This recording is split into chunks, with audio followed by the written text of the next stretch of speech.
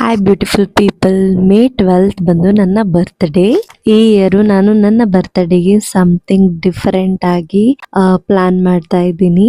Party ಅಲ್ಲ, ಹೊಸ ಬಟ್ಟೆಗಳಲ್ಲ, ಹಾಗೆ ಎಕ್ಸ್ಪೆನ್ಸಿವ್ ಜ್ಯುವೆಲರೀಸ್ ಕೂಡ ಅಲ್ಲ.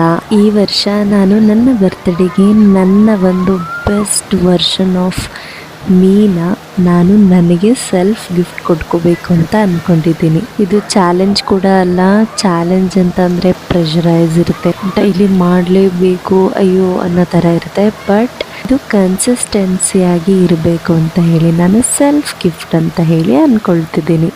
ಮೇ 12th ಅಷ್ಟರಲ್ಲಿ ನಾನು ಫಿಟ್ ಆಗಿ, ಕಾನ್ಫಿಡೆಂಟ್ ಆಗಿ, ವಿತ್ ಗ್ಲೋಯಿಂಗ್ ಸ್ಕಿನ್ ಇರುತ್ತೆ. ಹಾಗೆ ಪ್ರತಿದಿನ ಕೂಡ ನಾನು ಶಾರ್ಟ್ಸ್ನ ಅಪ್ಲೋಡ್ ಮಾಡ್ತೀನಿ. Even if it is A lazy day ಅಥವಾ ಹಾರ್ಡ್ ಡೇ ಆಗಿತ್ತು ಅಂತ ಅಂದ್ರೂ ಕೂಡ ನಾನೊಂದಷ್ಟು ಕ್ಲಿಪ್ಪಿಂಗ್ಸ್ ಆದರೂ ತಗೊಂಡು ಖಂಡಿತವಾಗ್ಲೂ ಅಪ್ಲೋಡ್ ಮಾಡೇ ಮಾಡ್ತೀನಿ. ಬರ್ತ್ಡೇ ಸೆಲ್ಫ್ ಗಿಫ್ಟ್ ಸೀರೀಸ್ ಅಂತ ಹೇಳಿ ಎವ್ರಿ ಡೇ 7 o'clock ವಿಡಿಯೋ ಬರುತ್ತೆ. ನೀವು ನೋಡಿ, ಸಬ್ಸ್ಕ್ರೈಬ್ ಮಾಡಿ, ಶೇರ್ ಮಾಡಿ.